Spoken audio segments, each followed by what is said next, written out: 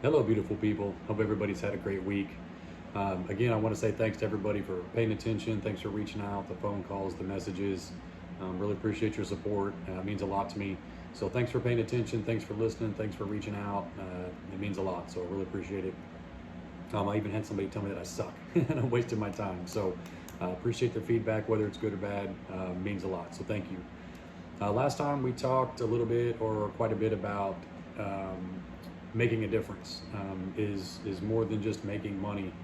And prior to that, it was how you want to be remembered. So making a difference to me, it started out small, and it is, I guess, with most changes, it starts small.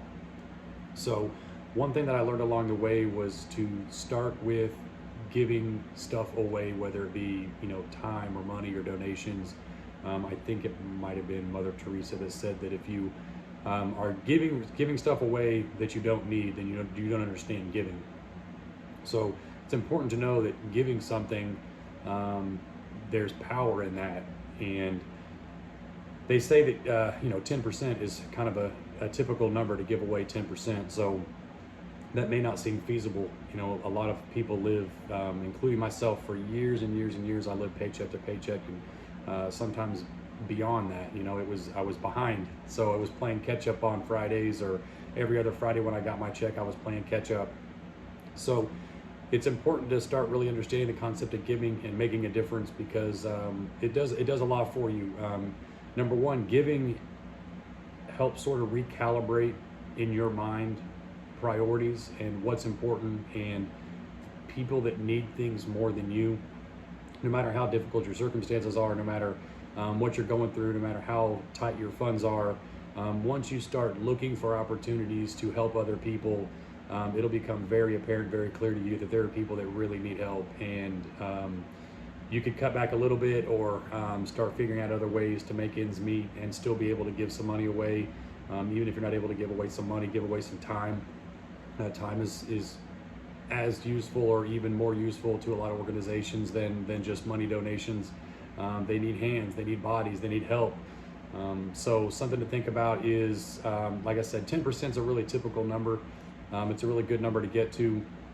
A lot of people, especially me, for a long time, I always thought to myself, oh, when I have money, I'll give money away, or if I make more money, or if I win the lottery, I'm going to give 10% away, or whatever the number is. And the reality is that's just not true. I mean, if you think of it this way, if you make $50,000 a year and you can't give away 5,000, what's to say if you win the lottery that and you win a $50 million lottery, do you really think you're going to give away 5 million? It sounds good to say it, but is that a reality?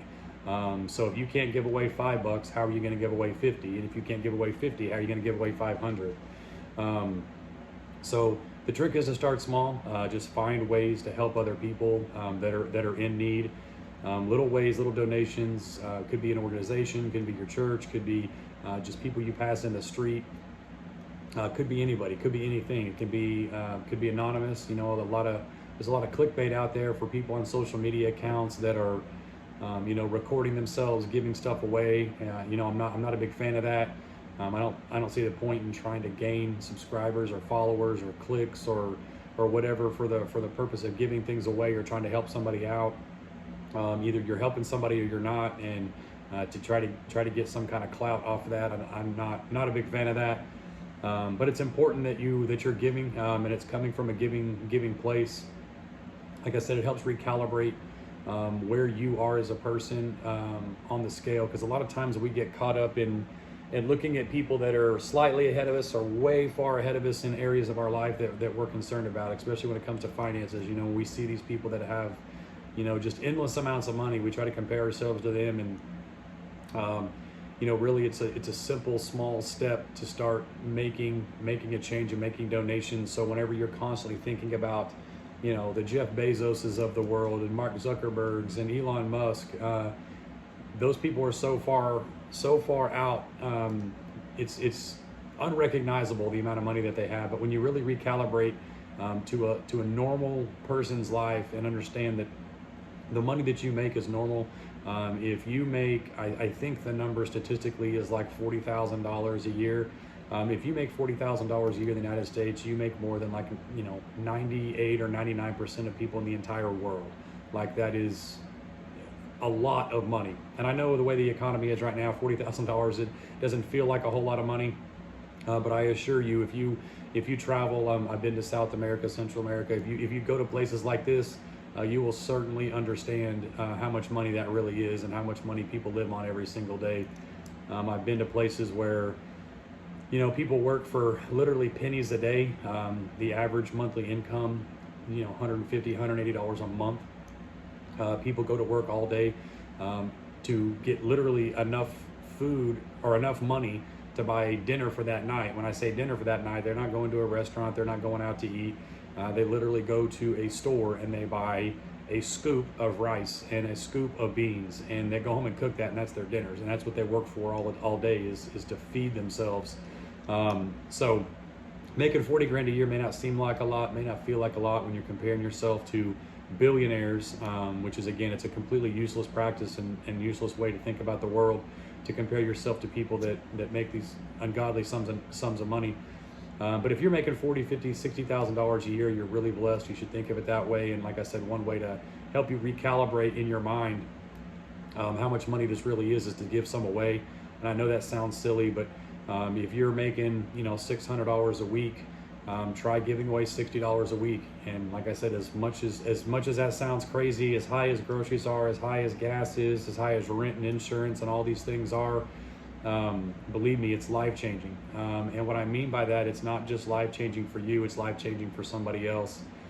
There are people that were not born as blessed as you are, not born as blessed as I am, and I tell one of my friends here, and he's a general manager, I tell him all the time I try to remind myself, remind him of how blessed we are, because I tell him, we take so many of these things for granted, and some people just have no shot. They just don't, whether it's physical or mental or trauma or circumstances, they don't have, it'll never happen for them. It'll never happen for them. And they need us as a community, and they need us as a group, as producers, to provide for them. And that's sort of what the human experience is about, is, the strong protecting the weak, the financially able to help the financially unable. So there's just opportunity out there to help people. And like I said, I recommend, it may seem hard at first, start with $20, start with $40, but really get to a point where you're able to donate 10% of your gross earnings. Like I said, it seems astronomical in the very beginning, but I promise you, not only will it be life-changing for you, it will be life-changing for other people.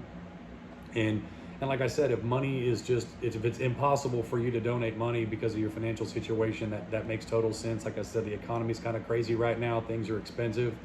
There's some things you can do. And like I said, one of those things is donate time. So I highly recommend donating time. So if you're working 50 hours a week at your job, one job, two jobs, days, nights, whatever you're working, you could donate 5 hours a week. That's 10%. It's the same thing. Donating your time is just as good or more valuable than donating just money. Donate 5 hours a week of your time. And there are, when you start looking for those opportunities to donate your time, they will be everywhere. I promise you. There are so many organizations and in different capacities where your skills will be useful, like I said, for people less fortunate than you. And I hope you do that. I hope you consider doing something with 10% of your time or 10% of your earnings, because there are people out there that very much need it. They're relying on your giving heart and your giving spirit, and they need you. And like I said, it's a really good habit to get into. And like I said, it will help you recalibrate what's really important in your life, and hopefully help you stop thinking about the people, the very far outliers of society when it comes to finances, and people that make, like I said, these crazy amounts of money. It's just so unrealistic. I think I heard something recently that they said that to be in the top 1% of earners in the United States, you had to make over, I can't remember if it was 600,000 or 800,000, and that ratio of people makes absolutely no sense to me, to be in the top 1% of earners in the United States to make over 800,000, because if I just do quick, simple, easy math, to be in the top 1%, you got to make over 800,000. That tells me that 1 out of every 100 people, which is 1%, makes over 800,000. And that math doesn't check out to me, because I know quite a few people, and I don't believe 1 out of every 100 of them make over $800,000 a year. So I'm a little iffy on that math. Now again, I know there's some cities in this country that you have to make a lot more money. The economy is a lot different. You know, there's places in California, New York, Washington, Oregon, Colorado. There's places where you have to earn more to survive, just because the cost of living. But I just don't think that skews the scale enough to make it make sense for me that 1 in every 100 people in this country make $800,000 a year. Okay, so I'm not convinced on that, on the 1% rule. But you could definitely be in the top 1% of givers and people that give and contribute to society in a meaningful way. And like I said, your time is so valuable to some of these organizations. And the more you take your attention off of people that make crazy money, you know, these people that make millions and billions a year, you take your focus off of that, and you start focusing on people that are in need, that need your help, need your time, need your resources, they need your skill set. That's another thing that's really important, your skill set. You'll spend less time thinking about the wealthy, and you'll think more about the people that need your time and your energy. You know, there's only 24 hours in the day. Literally, there's 24 hours in every single day, and the more you only have so much time. So the more time you spend thinking about, you know, billionaires, the less time you spend thinking about people that are in need. So it'll help you, like I said, recalibrate, start shifting your focus from things that don't matter and that are not important at all, and start focusing on people in your community, people in need, and ways you can actually be helpful to other people and be a resource for them. And like I said, time is just so important. So if you can, if you're tight on money, if you're tight on what do they say at the end of the month, if you got more month than money, that's okay. It's understandable. The economy's tough, but if you can donate some time, that'd be great. You know, a couple less TV shows a week, a little less scrolling on your phone, a little less Netflix, whatever the case is. But somebody could desperately use your help, your assistance, your skills. Another thing to think about, I think of people as unemployed. That's not what I meant. I think of people as being self-employed. I think of everyone as being self-employed, because you are the only person that has any kind of control over your income.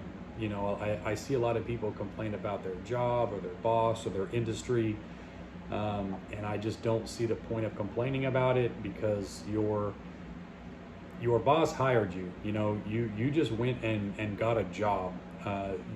You're not required to be there. You don't have to be there. You can go find another job. You can acquire more skills and get a different job. You can acquire different skills and get a different industry. You set your own value, and that makes you self-employed.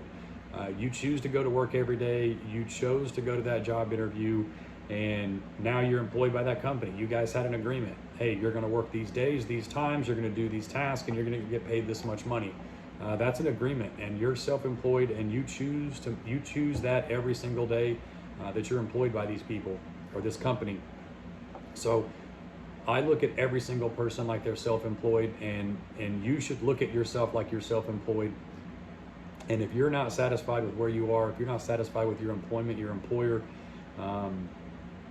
do something about it. You know, somebody a long time ago told me, your job is to get a better job. So I would highly recommend taking a deep breath, looking in the mirror, reassessing your skill set, reassessing your work ethic, reassessing your commitment to your success, and go out on a limb and stop blaming your circumstances and your employer on how much money you make, and start setting some standards, start acquiring the skills you need to make more money. Like I said, whether it's at the same company, same business, or a different business, different company, but acquire the skills you need to make the money that you want to make. So if you're making $45,000 a year and you're sick of it, that's not your employer's fault. The market dictates what you get paid.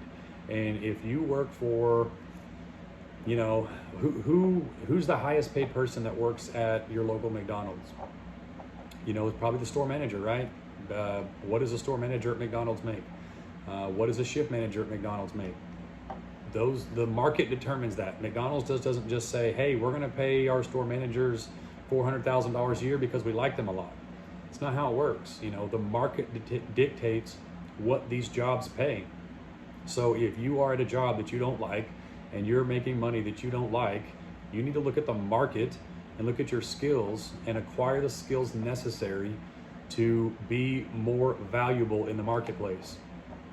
So there's lots of ways to increase your earning potential,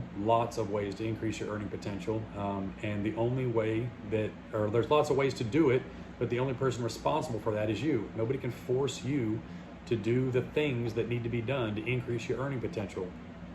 Like I said, your boss is not holding you back. You're self-employed. You might be a W-2 employee, but you signed up for that. So my recommendation is to, like I said, take a long, hard look in the mirror and determine that, because I hear a lot of people that say, well, I want to make more money, or I want to raise.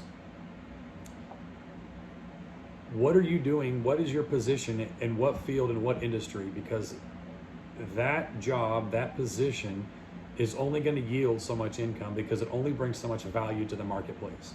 For instance, we're in the automotive repair business, we're in the furniture industry.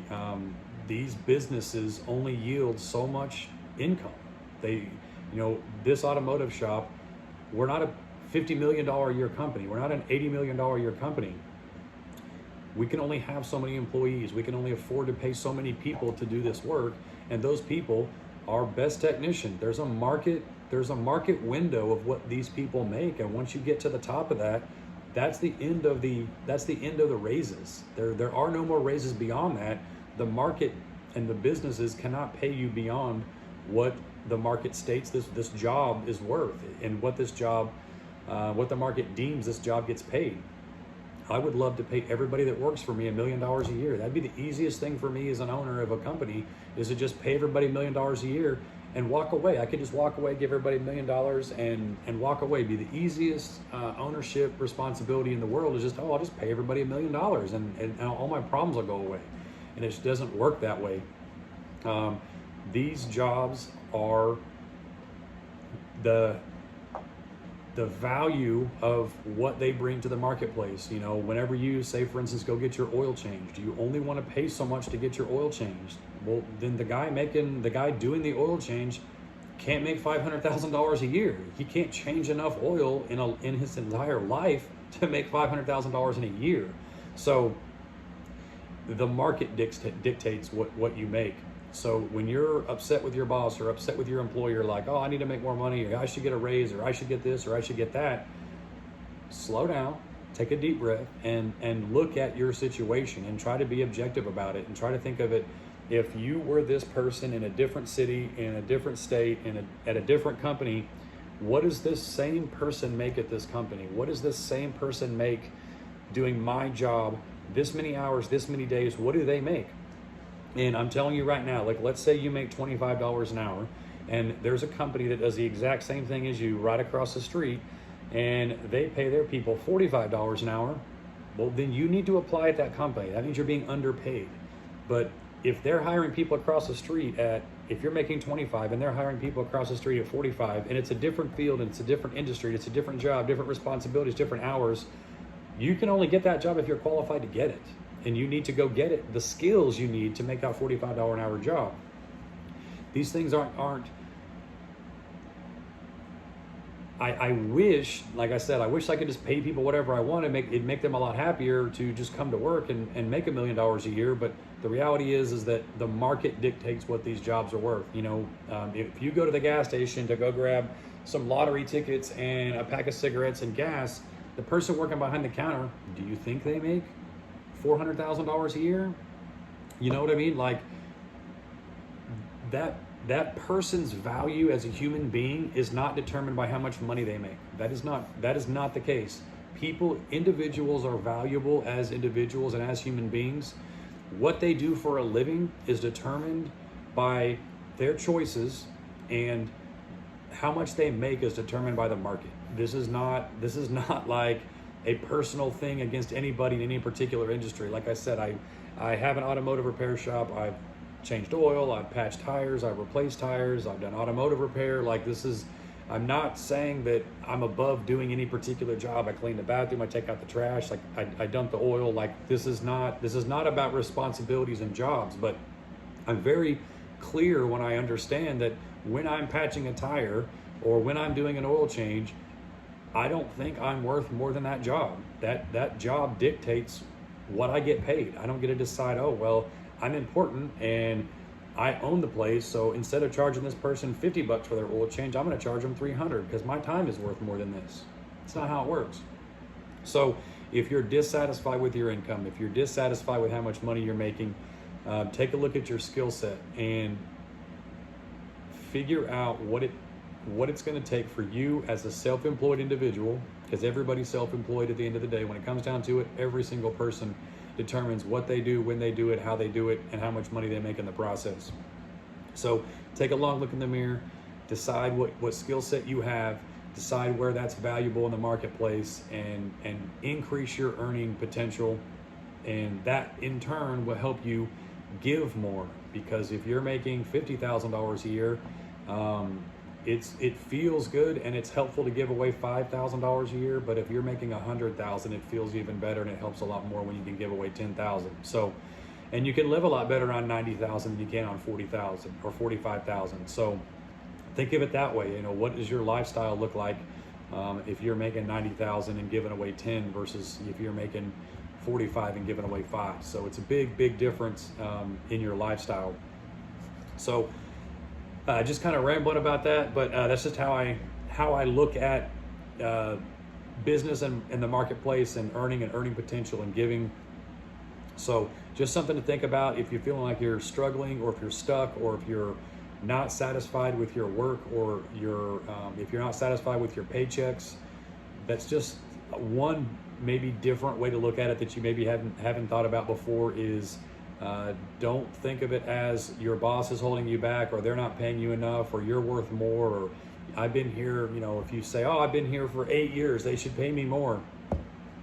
You know, time doesn't really matter, unfortunately. The skill set matters more than anything. So find where you are most valuable. I forget the video I saw or the message I saw, but it said this guy was talking about the price of a bottle of water, and if you go to the grocery store and get a bottle of water out of a case, it comes down to be like, you know, 25 or 30 cents for a bottle of water, and if you buy the case in a grocery store. But if you go to Dallas Cowboy Stadium, that same bottle of water is like $9. Same bottle of water, the location, you know, it's worth more here than it is here, and that's just the reality of it. So take a very objective look at the marketplace. Take an Take an objective look at your skill set and how you're applying that.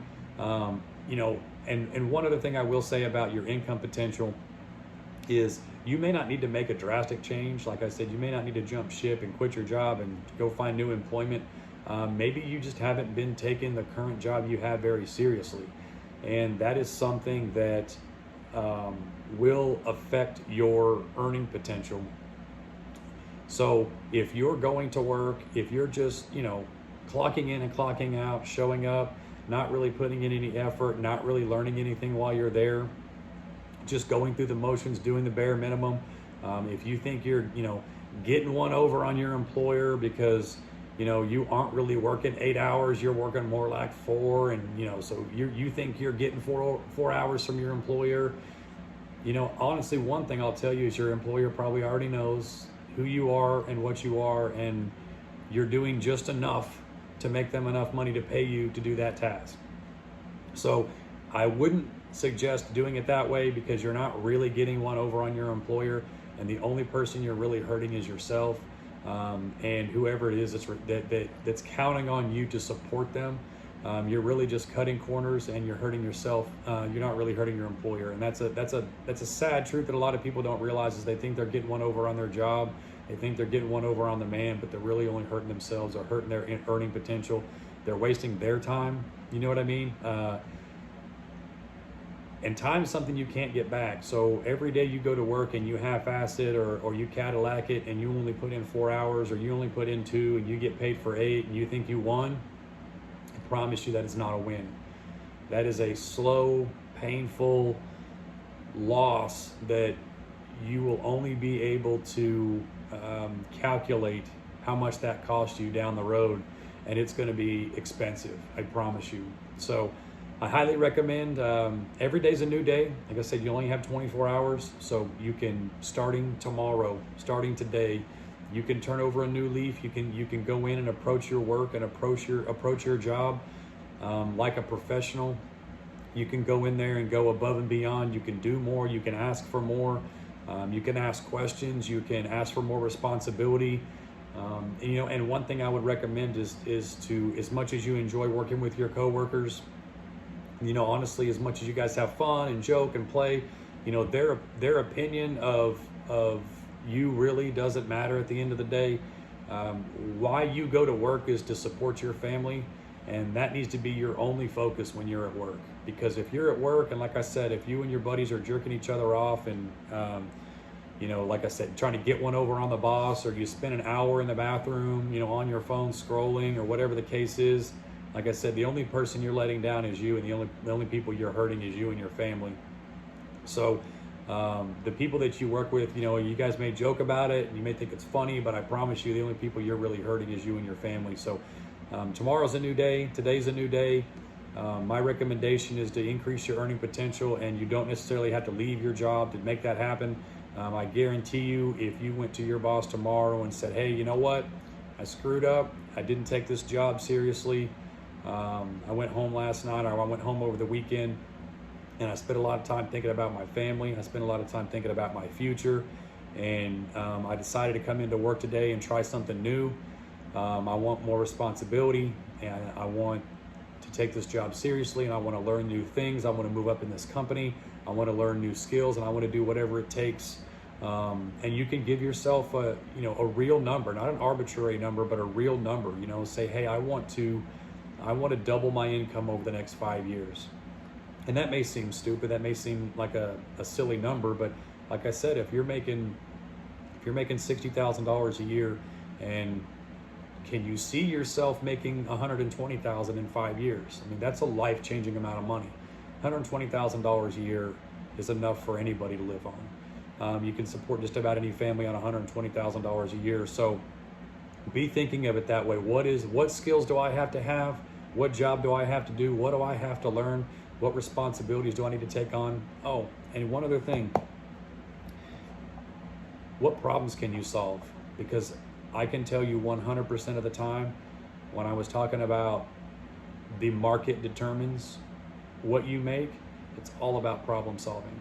So when I talk about, say, for instance, the people that work at McDonald's, or the people that work here at the shop, or the people that work at the furniture store, it's all about problem solving. That's all you're doing, is solving problems. So if somebody's going through the drive-thru at McDonald's and they're expecting to get a quick meal for $8, that's really all McDonald's does, is it solves that problem. This person needs a quick meal for $8, and when you get a full meal for $8 and you get it in less than 3 minutes, that's only so valuable to the marketplace. So you can increase your earning potential by solving different problems, solving bigger problems. So if you take on new responsibilities and you start trying to solve bigger problems at your job. So for instance, right now, if you've got managers, or if you've got coworkers that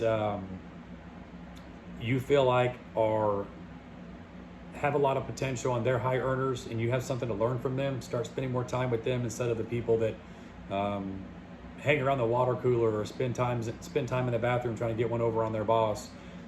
Definitely spend time around the right people, and go to your boss, and like I said, tell them you spent some time thinking over the weekend about how you wanted to change your life, and you understand that one way to change your life and the life of your family is to increase your earning potential, and you haven't taken that responsibility seriously, and you're ready to take that responsibility serious right now. And it does require some staying power, and I'm not saying it's going to be easy. I'm not saying it's going to be fast. It's going to take a change, and just like any other change you make, whether it's how you eat, your diet, working out, reading, going to bed at a certain time, losing weight, any kind of change, it's not going to be easy, especially in the beginning. It's hard, but you will see progress. Try to be a little bit better every single day. Stay diligent, keep your head down, do the work, and I promise you, over time, you very easily could double your income in 5 years. It can be done. I've seen it done. I've done it, and I know you can do it if you really commit yourself to it. And if you think you're, I don't want to say if you think you're worth it, because everybody thinks they're worth it, and everybody thinks that they deserve it.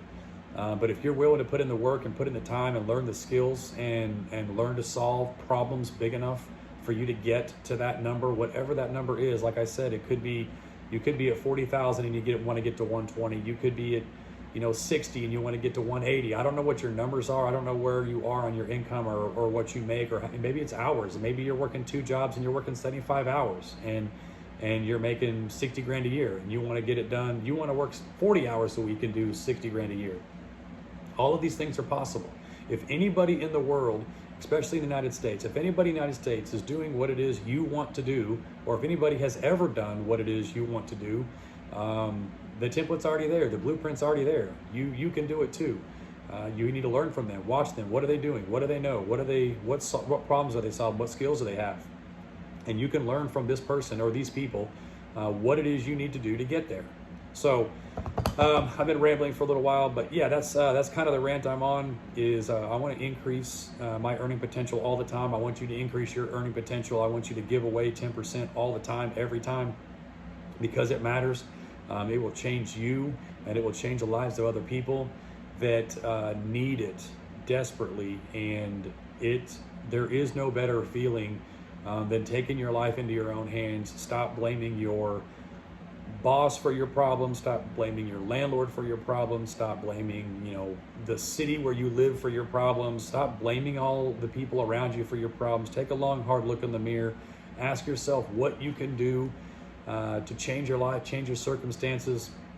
And I promise you, giving your time and your energy to other people will change you, and increasing your income, increase your earning potential. I promise you, those 2 things right there will set you on a new path. So hope this was helpful. Appreciate you guys. I love you guys, and we will talk to you soon. Bye.